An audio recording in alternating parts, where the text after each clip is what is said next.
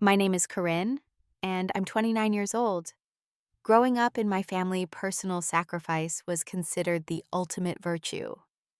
When I was 16, I made a promise that would shape my entire future. I vowed to never marry and to always care for my younger siblings. For years, that promise controlled every decision I made. The emotional manipulation was subtle at first, then suffocating. Then I met someone who showed me what real love looks like. Before I tell you how I finally found the courage to choose my own happiness, let me know where you're watching from in the comments below, and subscribe if you've ever had to break free from family expectations. I grew up in a small Midwestern town called Mapleton. It was the kind of place where everyone knew each other, where Friday night football games were community events, and where family ties were sacred. My parents worked incredibly hard to give us a good life. Dad was a construction foreman who often worked overtime, and Mom was a part-time nurse at the local clinic. We weren't rich by any means, but we were comfortable. And most importantly, we were happy. Our family was far from perfect, but there was love. I was the oldest of 4 children, with 3 younger siblings who looked up to me. Aaron was 3 years younger than me. Sarah was 5 years younger. And Tyler, the baby of the family, was 7 years my junior. As the oldest, I naturally took on a caretaker role, helping with homework, making lunches, and being the responsible one when my parents were busy. Everything changed when I was 15. Dad had been complaining about headaches for weeks, but in typical dad fashion, he refused to see a doctor until Mom practically dragged him to the emergency room. The diagnosis was devastating: an aggressive brain tumor. Within 6 months, he was gone. I still remember the funeral like it was yesterday. The four of us kids standing in a row. Aaron trying to be strong at 12 years old. Sarah sobbing quietly at 10. And 8-year-old Tyler not fully understanding that Dad wasn't coming back. Mom was a ghost of herself, moving through the motions, as neighbors and family friends brought casseroles and offered condolences that never quite filled the emptiness Dad left behind. In the weeks that followed, Mom fell into a deep depression. She would go to work because we needed the money, but when she came home, she would often go straight to her bedroom. The household responsibilities fell to me. At 15, I became the de facto parent, making sure everyone was fed, homework was done, and the house didn't fall apart. I had always been a good student with dreams of attending college on the East Coast. My teachers had been encouraging me to apply for scholarships, telling me I had potential. But after Dad died, those dreams seemed increasingly distant. How could I leave when my family needed me so desperately? As months passed, Mom started to function again. But something had fundamentally changed in our family dynamic. She leaned on me heavily, calling me her rock and her little adult. At the time, I took pride in being needed and being strong for everyone else. I didn't recognize how unhealthy this role reversal was. Then came the family meeting that would alter the course of my life. I had just turned 16, and Mom gathered all of us in the living room one Sunday evening. She looked better than she had in months, more determined. "I've been doing a lot of thinking about our future," she said, her voice stronger than I'd heard since before Dad died. "And I've realized that we need a plan to make sure this family stays together and stays strong."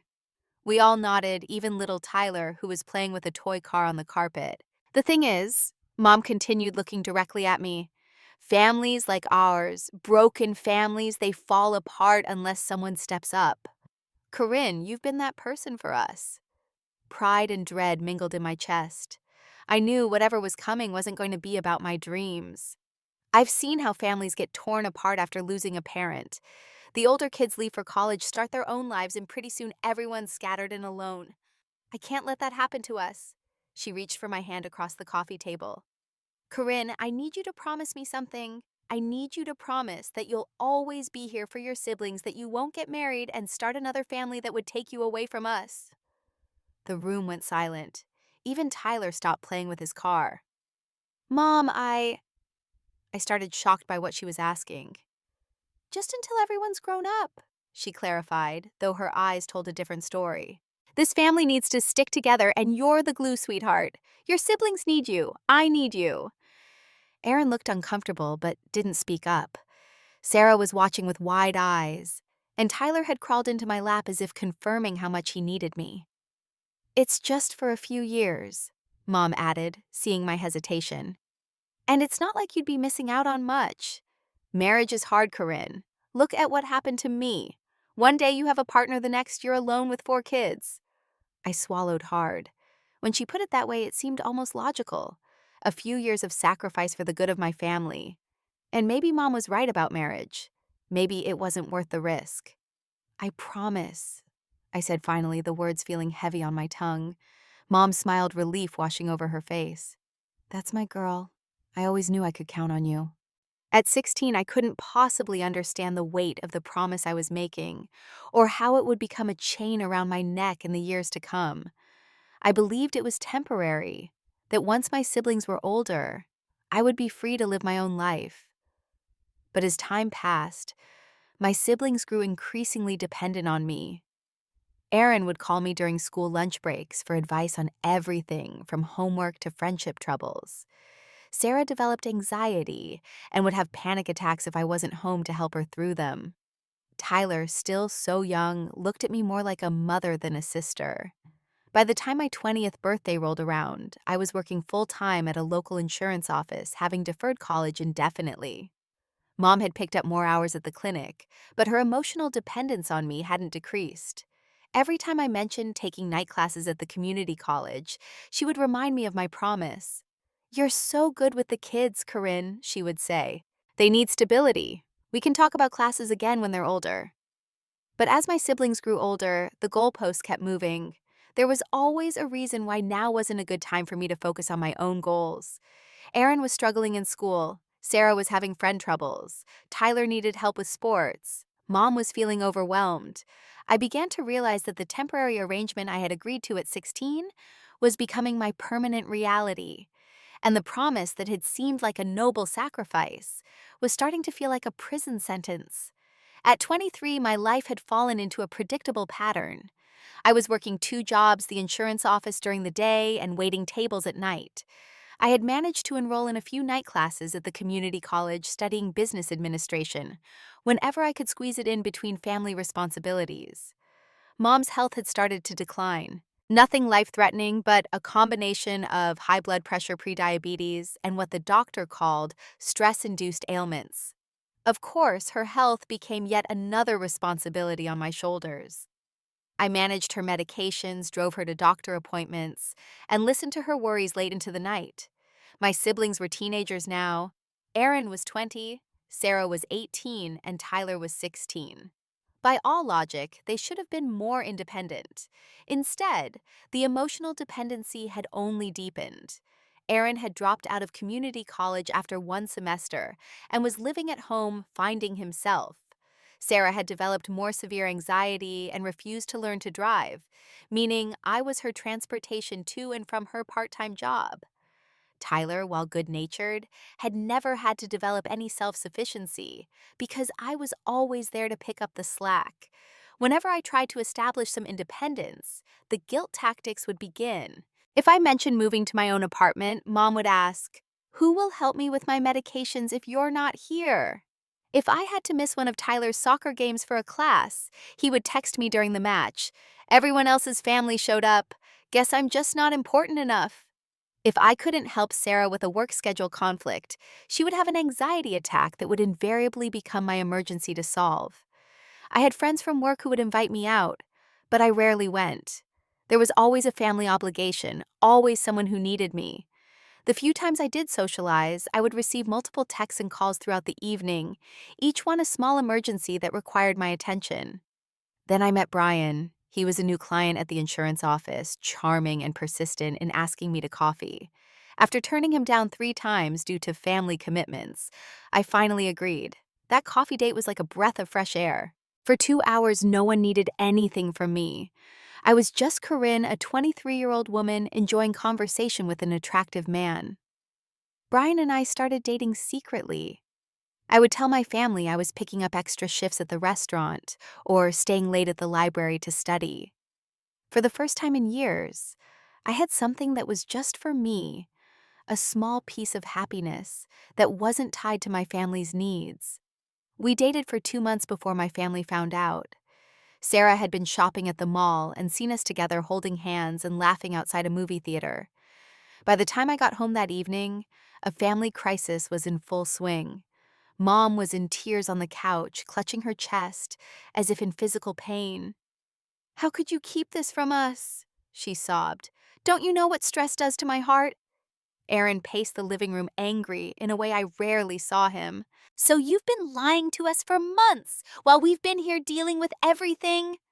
Sarah looked betrayed, tears streaming down her face. "I thought we told each other everything.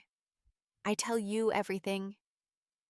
Even Tyler, usually the easiest going, looked hurt and confused. "Don't you want to be part of our family anymore?" I tried to explain that dating someone didn't mean I was abandoning them, that it was normal for a 23-year-old to have relationships. But my words fell on deaf ears. The situation escalated over the next few days. Mom's stress over my betrayal sent her to the emergency room with chest pains. The doctor said it was just anxiety, not a heart attack, but my siblings looked at me as if I had physically hurt her. "Are you happy now?" Aaron asked bitterly in the hospital waiting room. Was this guy worth almost killing Mom? I was overwhelmed with guilt. Had my small attempt at happiness really caused this much pain? Maybe Mom was right. Maybe I wasn't meant to have a separate life. When Brian called to check on me, I broke up with him. I couldn't bear the weight of what my relationship was doing to my family. I convinced myself that I didn't deserve that kind of happiness anyway, that my purpose was to care for my family. The family promise was reinforced, stronger than ever. Mom recovered quickly from her health scare once I assured her that Brian was out of the picture and that I was recommitted to the family. The message was clear: any attempt to break free would cause suffering to those I loved most. My 25th birthday was a particularly low point. My coworkers had wanted to take me out to celebrate, but Mom had planned a family dinner that I couldn't miss. The dinner itself was fine, but after my siblings went to their rooms, Mom sat me down for a heart-to-heart. "I'm so proud of the woman you've become," she said, squeezing my hand. "Your father would be too. He always knew you were special, that you had the strength to hold this family together." I forced a smile, fighting back tears. "I know it's not always easy," she continued. "But just look at how well everyone's doing because of your sacrifice. That's real love, Corinne. Not the fleeting kind you get from dating, but the lasting kind that comes from family." Later that night, alone in my room, I cried myself to sleep. I was 25 years old, living a life that felt increasingly like it belonged to everyone but me. I couldn't see a way out that wouldn't destroy the people I loved. The walls of my self-made prison were closing in, and I was starting to forget what freedom even felt like. By 27, I had managed to finish my associate's degree in business administration and had secured a job at a small marketing firm in the neighboring larger city of Riverside, about a 30-minute drive from Mapleton. It was the furthest I'd managed to venture from home, and even that small distance had required weeks of family negotiations and promises that I'd still be available for emergencies. The job at Blake & Associates Marketing was a breath of fresh air. For 8 hours a day, I was just Corinne, the marketing coordinator, not Corinne, the family caretaker. My boss, Linda Blake, saw potential in me and gave me increasingly challenging projects. For the first time in years, I felt a sense of accomplishment that was entirely my own. That's where I met James Donovan. He joined the firm as a creative director brought in from Chicago to help expand the business. James was 32, confident, without being arrogant, and immediately respected by everyone in the office. He had an easy laugh and a way of making everyone feel valued. Our first interaction was during a team meeting, where I pitched ideas for a local client's rebranding.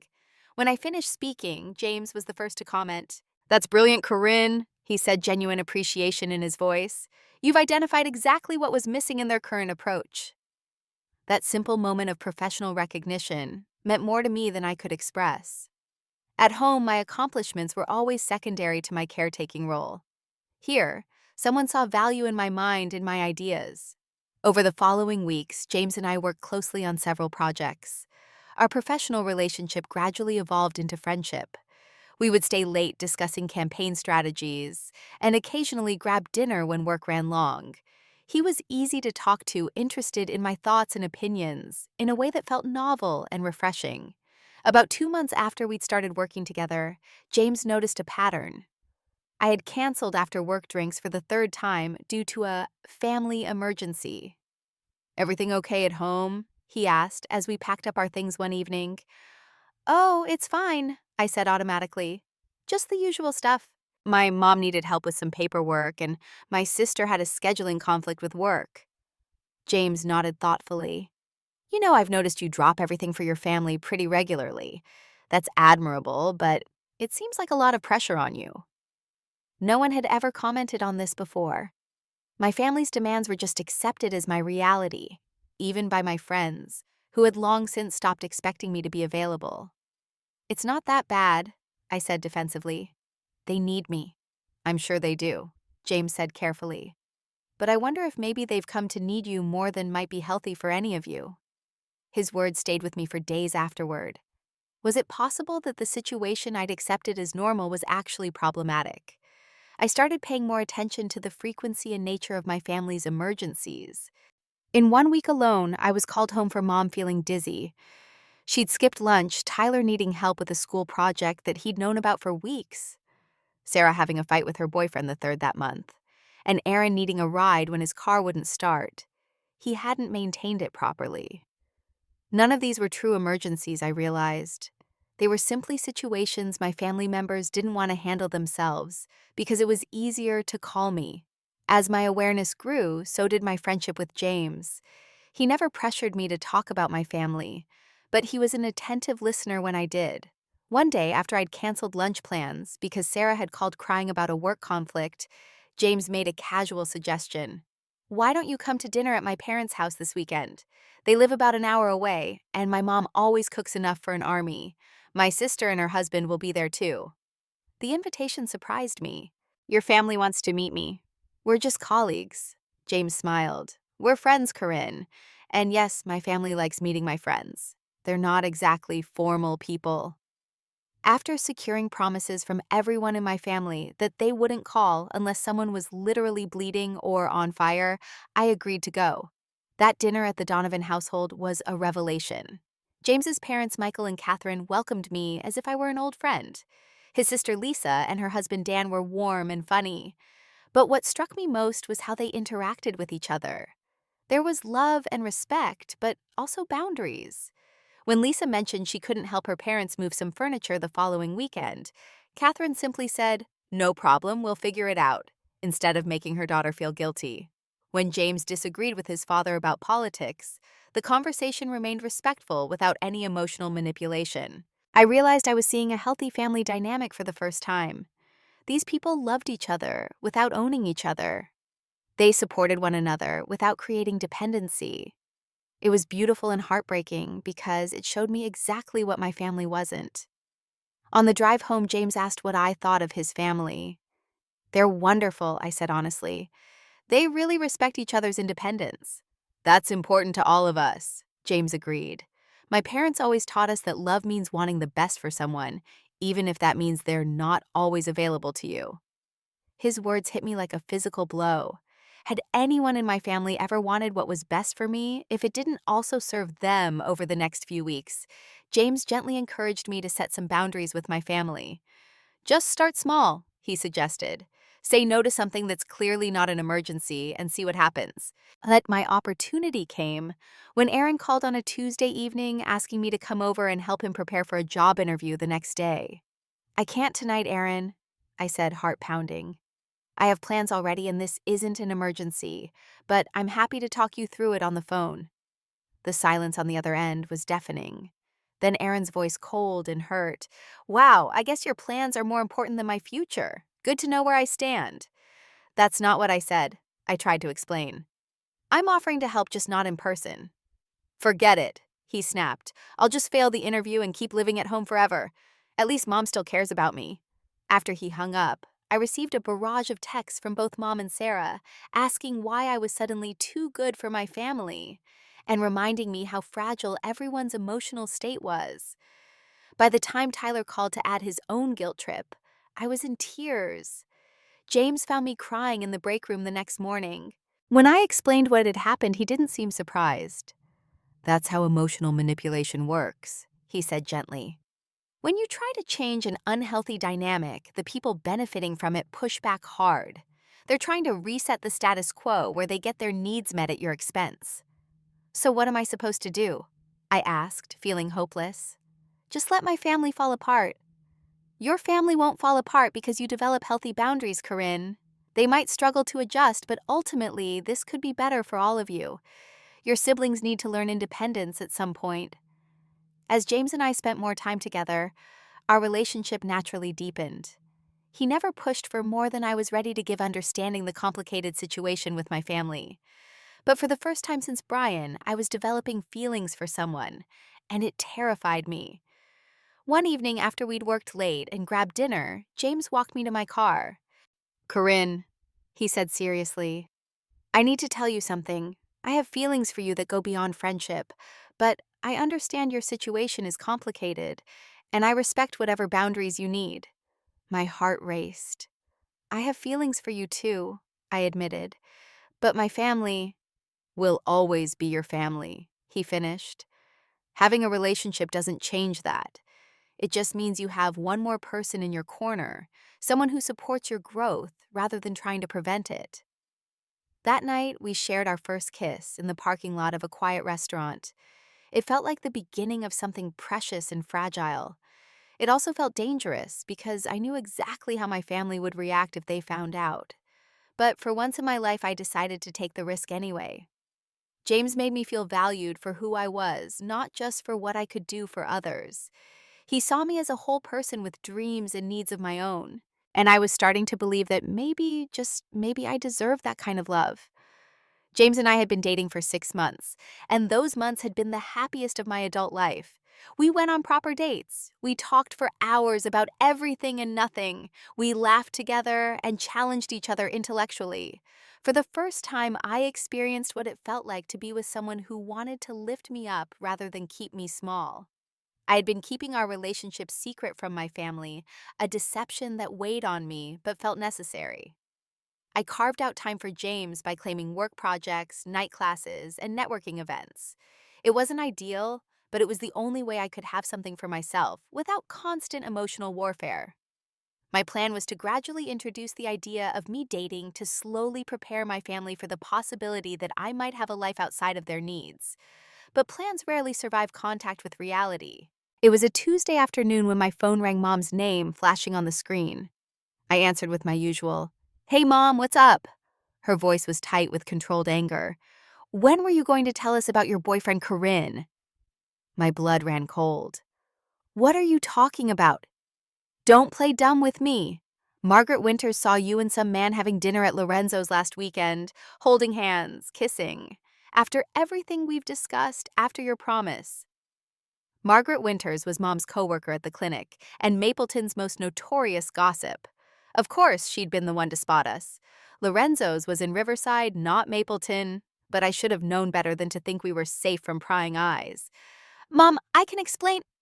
"You'll explain to all of us," she interrupted. "Family dinner tonight, 7 o'clock. Don't be late." She hung up before I could respond. I sat at my desk shaking. The confrontation I had been dreading was now unavoidable. James found me like that, staring at my phone face, pale. "What happened?" he asked, immediately concerned. After I explained the situation, he offered to come with me for support. I appreciated the gesture, but refused. "This is something I need to handle myself," I said. "They'll only see you as the enemy." "I understand," he said. "But remember, you haven't done anything wrong, Corinne. Dating someone at 28 is completely normal and healthy. Stay strong and call me after if you need to talk." His confidence in me gave me courage, but by the time I pulled into the driveway of my childhood home that evening, my hands were shaking on the steering wheel. This wasn't just about dating someone. This was about breaking the promise that had defined our family dynamic for over a decade. I walked into an ambush. Everyone was already seated around the dining table, the atmosphere thick with tension. Mom at the head of the table, flanked by my 3 siblings. An empty chair waited for me, positioned so that everyone else was across from me. It felt like a tribunal. "Sit down, Corinne." Mom said, her voice eerily calm. I took my seat looking at each of them. Mom looked pale with dark circles under her eyes. Erin's face was a mask of disapproval. Sarah had clearly been crying. Tyler was staring at his hands, refusing to meet my eyes. I think you know why we're here, Mom began. You've been seeing someone behind our backs, breaking the promise you made to this family. Mom, I was 16 when I made that promise, I said, trying to keep my voice steady. I couldn't possibly have understood what I was agreeing to. A promise is a promise, Erin cut in sharply. You said you'd always put family first, that you wouldn't get married and abandon us like Dad did. The unfairness of that statement took my breath away. Dad didn't abandon us. He died, Erin. And I'm not abandoning anyone by dating someone.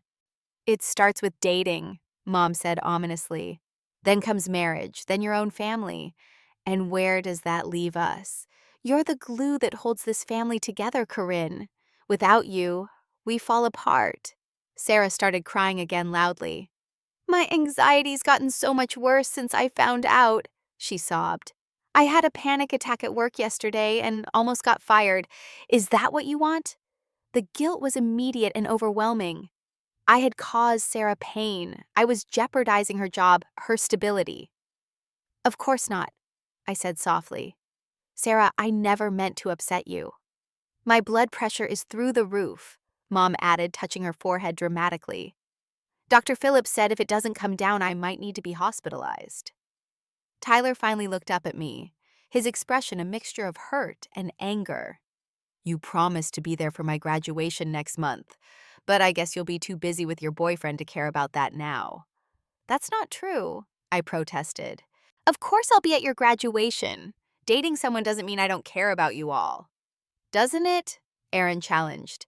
You've been lying to us for months, missing family dinners, making excuses. You're already choosing him over us. His name is James, I said, a flicker of defiance rising through the guilt. And I shouldn't have to choose. Mom's expression hardened. That's exactly the problem, Corinne. You made a choice years ago, a sacred promise to your family. Now you want to take it back because some man has turned your head. I didn't raise you to be selfish. It's not selfish to want a life of my own. I argued, tears welling in my eyes. I've given everything to this family for years. I've put my dreams on hold. I've been there for every crisis, every need. And now you think you've paid your dues? Mom's voice was dangerously quiet. Love doesn't keep score, Corinne. Family is forever, not just until you decide you're tired of us. I'm not tired of you. I love you all. I insisted, the tears falling freely now. But I care about James too.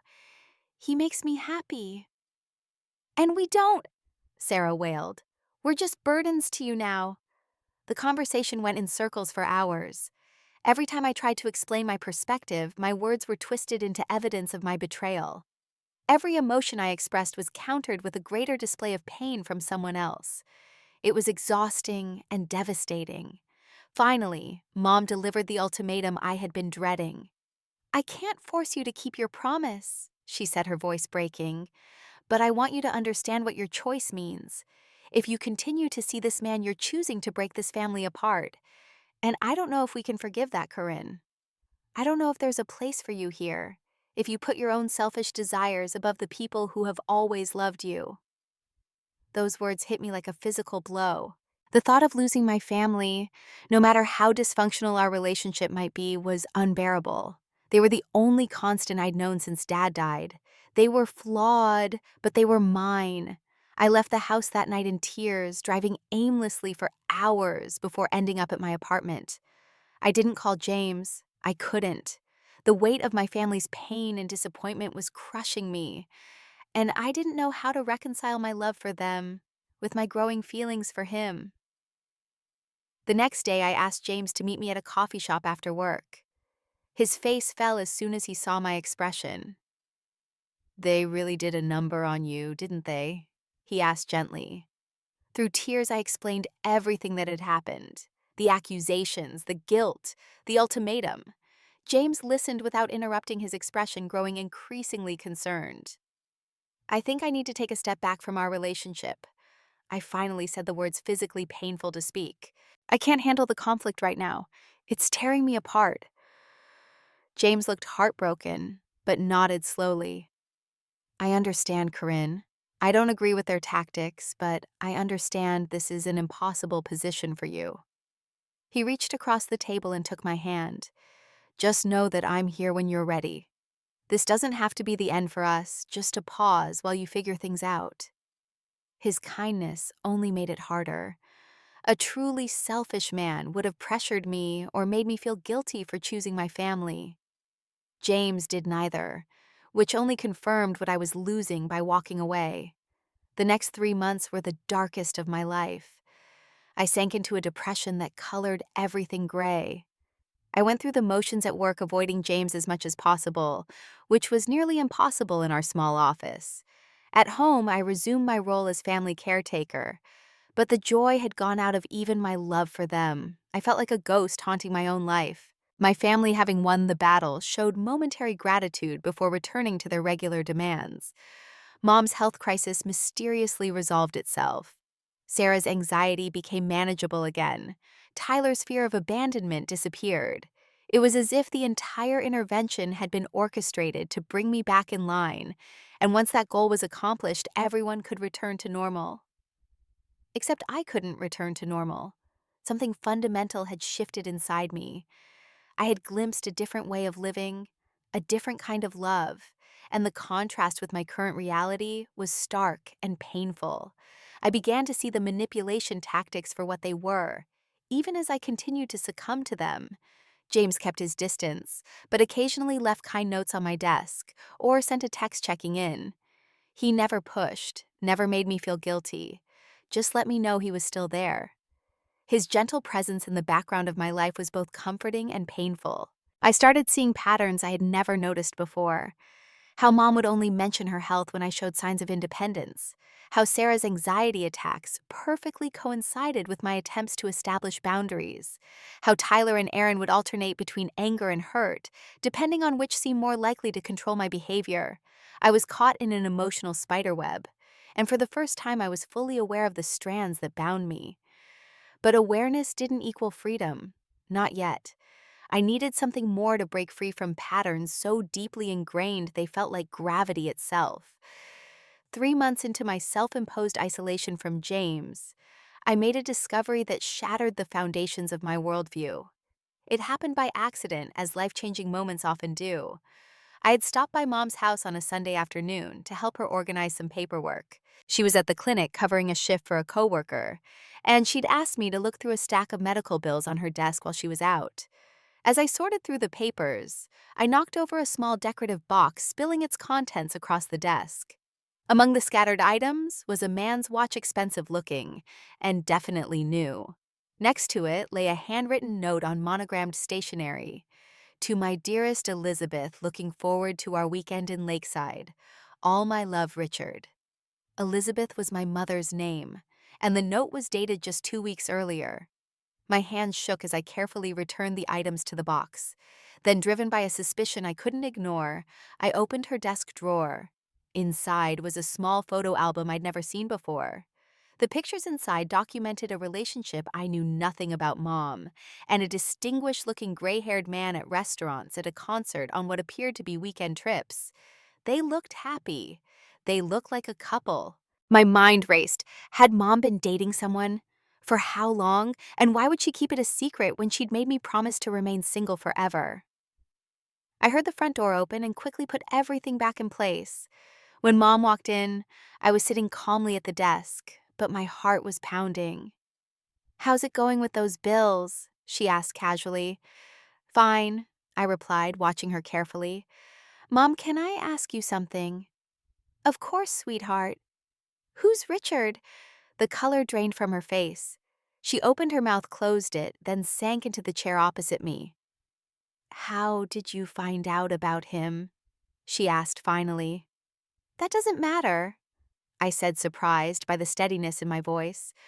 "What matters is that you're seeing someone, romantically, while making me promise to never do the same." Mom looked down at her hands. "It's different, Corinne." How is it different?" Richard and we've been seeing each other for about 14 months, but he understands that my family comes first. He knows I have responsibilities here. 14 months. My mother had been in a relationship for over a year while making me break up with James because family obligations supposedly made dating impossible. Does everyone know am I the only one who was kept in the dark? I asked, my voice cracking with emotion. Mom's silence was answer enough. Oh my God, I whispered. They all know, Aaron, Sarah, Tyler. They all knew you were dating someone while they guilt-tripped me for doing the same thing. We were trying to protect you, Mom said defensively. Protect me from what happiness, independence, love. From making the same mistakes I did, she burst out. From tying yourself to someone who could leave you broken and alone with children to raise. You're different, Corinne. You're stronger than me. You can handle being the backbone of this family. I need someone. The hypocrisy was so breathtaking, I almost laughed. So let me get this straight. You need romantic companionship, but I don't. You deserve love, but I don't. You get to break the very rule you created for me. It's not like that, Mom insisted, but her eyes couldn't meet mine. I want to talk to everyone, I said firmly. Now, call a family meeting. An hour later, we were all gathered in the living room, the scene of so many family interventions, including the one that had made me break things off with James. This time, however, I was the one with questions that demanded answers. How long have you all known about Mom and Richard? I asked without preamble. The guilty looks they exchanged told me everything. About a year, Aaron admitted finally.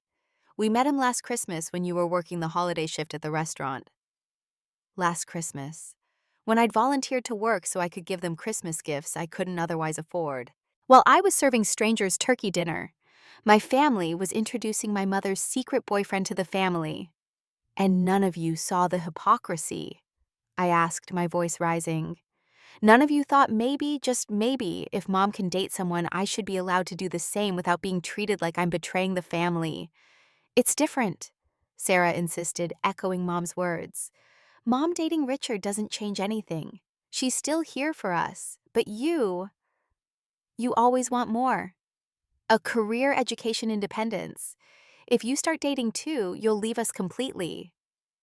So this was never about the family promise, I said slowly, the realization dawning.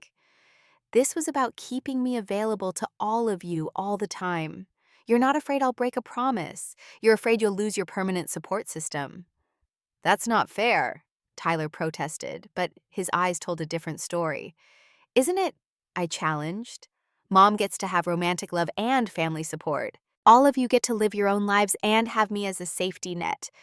But I'm expected to have nothing and no one outside of all of you. How is that fair? We're your family, Mom said, tears in her eyes. We love you. No, I said, standing up. This isn't love. Love doesn't ask someone to give up their entire life. Love doesn't create rules that apply to only one person. Love doesn't manipulate and guilt trip. What you're describing is ownership. You're not who we thought you were, Aaron said coldly. The sister I knew would never speak to us this way. The sister you knew was afraid to speak her truth, I replied. She was afraid of losing your love, so she accepted being controlled by it. But I can't do that anymore. I walked out of that house feeling like I was waking from a long, disorienting dream. Everything looked different, sharper, clearer, more real.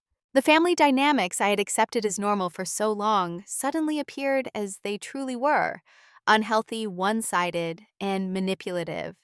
I drove to a park near my apartment and sat alone until nightfall thinking about my entire life, every sacrifice I'd made, every dream I'd deferred, every guilt trip I'd endured. I thought about James and how different his love felt from what my family called love. I thought about the person I might have become if I hadn't made that promise at 16. That night, I made an appointment with a therapist. It was time to understand why I had allowed myself to be manipulated for so long, and how I could begin to break free without breaking apart. My first therapy session was both terrifying and liberating. Dr. Melissa Chen listened without judgment as I poured out the story of the family promise, the years of emotional manipulation, and my recent discovery about my mother's relationship. What you're describing sounds like enmeshment, she explained gently. It's a family dynamic where boundaries between individuals become blurred. In healthy families, each person is allowed to develop their own identity while remaining connected. In enmeshed families, independence is seen as a threat to the family unit. Her words gave shape to what I'd been feeling. There was something profoundly validating about having a name for the dynamic that had controlled my life for so long. The promise your mother asked you to make when you were 16 was inappropriate. Dr. Chen continued. No parent should ask a child to sacrifice their future happiness for the family's comfort. And the fact that the rule applied only to you, not to her, reveals a double standard that's quite telling. Over the next several sessions, Dr. Chen helped me understand that my desire for independence and love outside my family wasn't selfish or wrong. It was normal and healthy. We worked on identifying the manipulation tactics my family used and developing strategies to establish boundaries without overwhelming guilt. Guilt is going to be your biggest challenge, she warned. You've been conditioned to feel responsible for everyone's happiness. When you start setting boundaries, the guilt will feel unbearable at first, but it will lessen over time as you practice. With Dr. Chen's guidance, I developed a plan to gradually reclaim my life. The first step was reconnecting with James. After nearly 3 months of minimal contact, I was nervous about reaching out, afraid he might have moved on. But when I called and asked if we could talk, his response was immediate and warm. We met at a quiet cafe, and I told him everything, the discovery about my mother's relationship, my first therapy sessions, and my decision to stop letting guilt control my life. I understand if it's too late for us, I said, heart pounding. I wouldn't blame you if you moved on. James reached across the table and took my hand. Corinne, I never moved on. I've been waiting for you to find your way back to yourself. This journey you're on now, it's yours, and I don't want to pressure you. But if you want me by your side while you figure things out, I'm here. His patience and understanding brought tears to my eyes. This was what love looked like, supporting someone's growth, instead of stifling it, respecting their journey instead of controlling it. With James's support and Dr. Chen's guidance, I prepared for the hardest conversation of my life, setting clear boundaries with my family. I wrote out what I wanted to say, practiced it repeatedly, and finally arranged to meet them all at Mom's house on a Sunday afternoon. They were wary when I arrived, still defensive after our last confrontation. But I was calm and prepared. I love you all, I began. And because I love you, I need to be honest. The relationship we've had isn't healthy for any of us. I've been enabling dependency instead of supporting independence. That's going to change. Mom started to interrupt, but I held up my hand. Please let me finish. From now on, I will be available to help with genuine emergencies. But I won't drop everything for situations you can handle yourselves. I will visit regularly, but I will also prioritize my own life, including my relationship with James. I'm not asking for your permission or approval. I'm informing you of how things will be going forward. The response was exactly as Dr. Chen had predicted. Mom burst into tears, claiming I was abandoning the family. Sarah had an immediate anxiety attack. Aaron accused me of being selfish and heartless.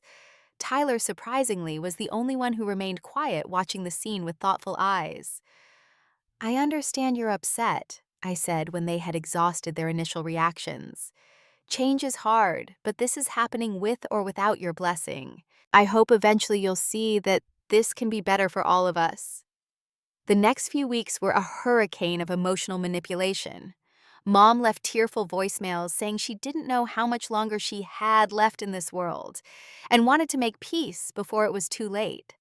Sarah called multiple times a day with various crises that previously would have sent me rushing to her side.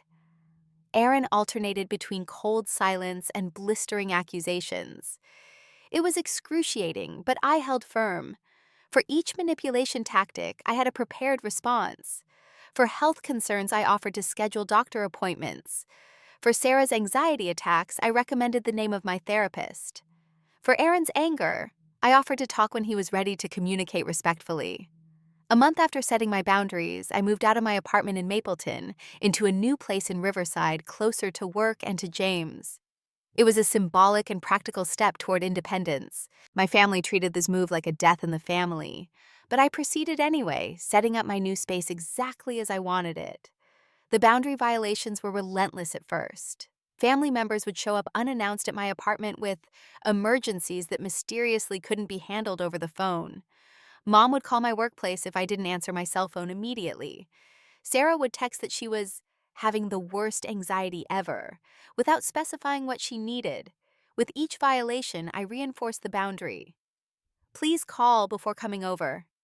I can't take personal calls at work unless it's an actual emergency. What specific support are you asking for right now? Slowly, painfully, the dynamic began to shift.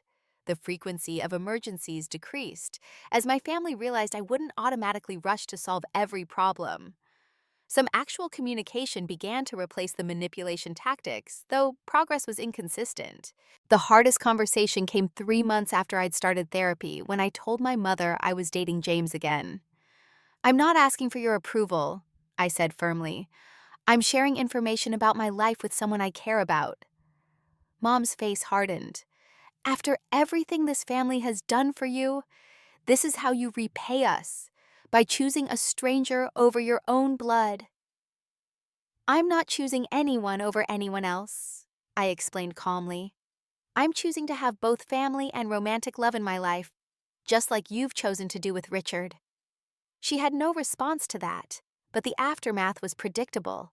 Mom told my siblings I was throwing away the family for some man, and Aaron and Sarah immediately took her side. Only Tyler reached out separately asking if we could talk. Over coffee the following weekend, Tyler surprised me. "I think I understand what you're doing," he said quietly, "and I think maybe it's good for all of us in the long run." At 21, Tyler was showing more emotional maturity than the rest of the family combined. He admitted that he'd become too dependent on me as well, and that my boundaries were forcing him to develop skills he should have learned years ago. "I'm trying to talk to Mom and the others," he confided, "but they're so angry right now. They feel betrayed." "I know," I said sadly, "and I'm sorry they're hurting. But I couldn't keep living that way, Tyler." He nodded. "I get it now. And for what it's worth, I'd like to meet James sometime." That small olive branch meant the world to me. It was the first indication that perhaps not all family relationships would be casualties of my newfound independence. As James and I grew closer, I worried that my family drama would be too much for him. But he remained steadfast supporting, without rescuing, listening, without judging. After a year of dating, during which I continued therapy and maintained my boundaries despite ongoing resistance, James proposed. It was a simple, perfect moment on the balcony of my apartment with the sun setting over the city. "Corinne," he said, getting down on one knee, "you are the strongest, most loving person I've ever known. Your courage in reclaiming your life has only made me love you more. Will you marry me?" Through tears of joy, I said yes. For the first time in my adult life, I made a promise that felt liberating rather than confining. When I told my family about the engagement, the reactions were divided along now familiar lines. Mom refused to acknowledge it, saying she would pray for my return to my senses. Aaron declared he wouldn't attend any wedding. Sarah oscillated between tearful accusations of abandonment and hesitant questions about the ceremony. Tyler, however, congratulated me sincerely. "I'd like to be there," he said. "If you want me to be." "I'd like that very much." I told him, grateful for this one thread of family connection that hadn't snapped under the weight of change. The months of wedding planning were bittersweet. James's family embraced me completely, including me in family traditions, and treating me like a daughter already. The contrast with my own family's response was stark and painful. There were moments when the absence of my mother and siblings from this important time in my life felt like an open wound. But I continued the work of healing both in therapy and in my day-to-day choices. I sent wedding invitations to everyone in my family, not expecting responses, but wanting to keep the door open. As the day approached, I prepared myself for the likelihood of empty chairs on my side of the aisle. Our wedding day dawned clear and beautiful, the kind of perfect autumn Saturday that seems designed for new beginnings. We'd chosen a small venue in a renovated historical building downtown, with exposed brick walls and large windows that flooded the space with golden light. Everything was simple but elegant, reflecting both our tastes. As I got ready with James's sister Lisa and my two closest friends from work, I tried not to think about the empty space where my mother and sister should have been. This was a day for joy, not regret, I reminded myself. Still, when Lisa stepped out to check on something, I found myself staring at my reflection, wondering if my family would change their minds at the last minute. There was a soft knock at the dressing room door. "Corinne, can I come in?" It was Tyler's voice. I opened the door to find not only my youngest brother, but also Sarah standing there, both dressed for a wedding. "Sarah," I whispered, shocked. "You came." My sister looked nervous, fiddling with the strap of her purse. "I almost didn't," she admitted.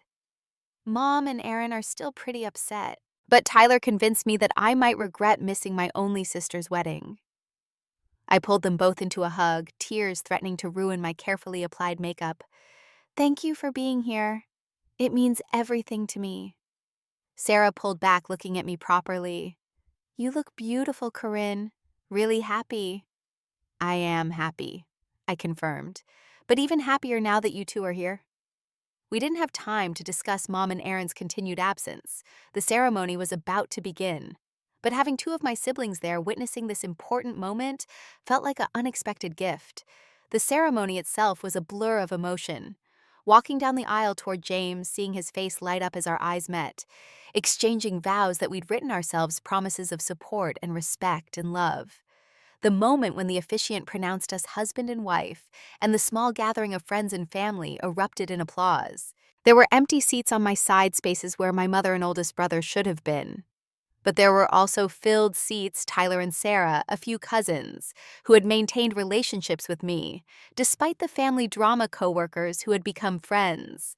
My therapist, Dr. Chen, who had helped me find the strength to be standing there. At the reception, Sarah approached me while James was talking with some friends. "I want you to know," she said hesitantly, "that I'm working on my own issues now. Seeing how you've changed made me realize I've been using anxiety as a way to control people too." Her admission surprised and touched me. That takes a lot of courage to recognize, Sarah. "I'm seeing someone, a therapist," she continued. "It's hard, but I think it's helping. I want to have a relationship with you, Corinne, a healthier one." "I want that too," I told her, squeezing her hand. Tyler had brought a date, a sweet veterinary student named Amanda, who clearly adored him. Watching them together, I could see that Tyler was developing a healthier model of relationships than what our family had demonstrated. "She's great," I told him during a quiet moment. "You seem happy." "I am," he confirmed, "and I'm learning a lot from watching you and James about what love should actually look like." The absence of Mom and Aaron hung over the day like a shadow, but not dark enough to eclipse the joy. James and I danced our first dance as a married couple, surrounded by people who genuinely wished us well, who understood that our union was an addition to our lives, not a subtraction from other relationships. In the months that followed the wedding, we settled into married life with a sense of peace and rightness that confirmed we'd made the good choice. James's family fully incorporated me into their traditions, from Sunday dinners to holiday celebrations, showing me what family love could look like without manipulation or control. My relationships with Sarah and Tyler continued to evolve in promising ways.